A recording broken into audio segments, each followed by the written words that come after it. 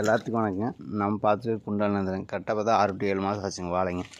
இது வந்து 2 டைம் ஊசி போட்டிருக்குதுங்க வாழைங்க. 5ஆவது மாதம் ஒரு டைம், 6ஆவது மாதம் ஒரு டைமுங்க. 7ஆவது மாதம் வந்து நாங்கள் அடிவாரங்க இது கொடுத்துக்கிறேங்க தம்பி, அதுக்கப்புறம் ஊசி போட்டுக்கலாங்க. எனக்கு வந்து சருகடி நோய், வாழை தண்டு சனி எல்லாமே சூப்பராக ரிசல்ட் நல்லா இருக்குதுங்க.